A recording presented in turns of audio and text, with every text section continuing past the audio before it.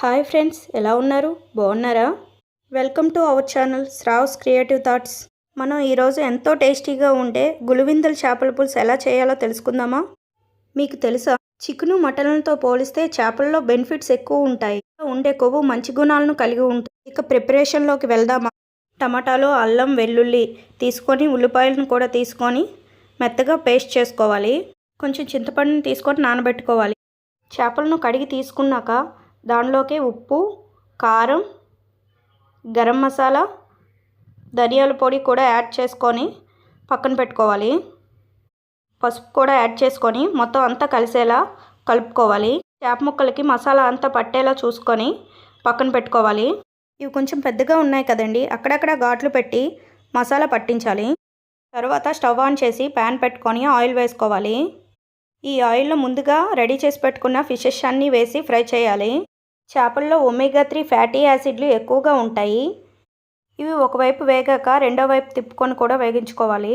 Fatty యాసిడ్లు ఉండడం వలన brain improve చేస్తుంది మరియు కంటి పనితీరును మెరుగుపరుస్తుంది. ప్రెగ్నెంట్ లేడీస్ చేపలను ఎక్కువగా తీసుకుంటే మంచిది. చేపలు రెండు వైపులా ఫ్రై అయిపోయి కదండి, తీసి పక్కన పెట్టుకుందాం. ఇంకో విషయం ఏంటంటే, చేపల్లో సాచురేటెడ్ ఫ్యాటీ యాసిడ్స్ ఉండవు. అందువల్ల ఇది గుండె పనితీరును మెరుగుపరుస్తుంది. వీక్లీ ట్వైస్ చేపలు తీసుకోవడం వల్ల హార్ట్ ప్రాబ్లమ్స్ దరిచేరవు. చేపల్లో డి విటమిన్ అధికంగా ఉంటుందని తెలుసా? వివిధ రకాల పోషకాలను మన బాడీ అబ్జర్వ్ చేయాలంటే విటమిన్ డి క్రమం తప్పకుండా తీసుకోవాలి. చేపలు ఫ్రై చేయగా వచ్చిన వేస్ట్ని తీసి పడేయాలి. ఇవి ఉన్నట్టయితే పులుసు చేదొస్తుంది. అదే ఆయిల్లో ముందుగా రెడీ చేసి పెట్టుకున్న ఆవాలు, జీలకర్ర, కరివేపాకు కూడా యాడ్ చేసి ఫ్రై చేసుకోవాలి.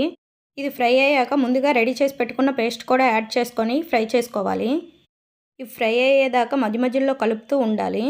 ఇందులోనే ఉప్పు, కారం, పసుపు, ధనియాల పొడి, గరం మసాలా కూడా యాడ్ చేసుకొని మిక్స్ చేయాలి.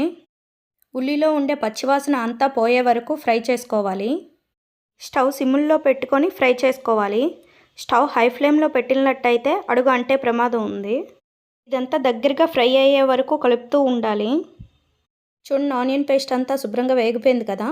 ఇప్పుడు దీంట్లో చింతపండు రసం కూడా యాడ్ చేసుకోవాలి. మన ఇంట్లో ఉండే పర్సన్స్ బట్టి చింతపండు తీసుకొని నానబెట్టుకోవాలి. చింతపండు రసం వేసాక కొంచెం వాటర్ యాడ్ చేసుకోవాలి. కన్సిస్టెన్సీ చూసుకుంటూ వాటర్ యాడ్ చేసుకోవాలి. మరీ తిగ్గా ఉన్నా బాగోదు కదా, మరీ పలుచగా ఉన్నా బాగోదు. మూత పెట్టి 5 నిమిషాలు కుక్ చేయాలి. తర్వాత మూత తీసి పులుసులో కొంచెం కొత్తిమీర యాడ్ చేసుకోవాలి.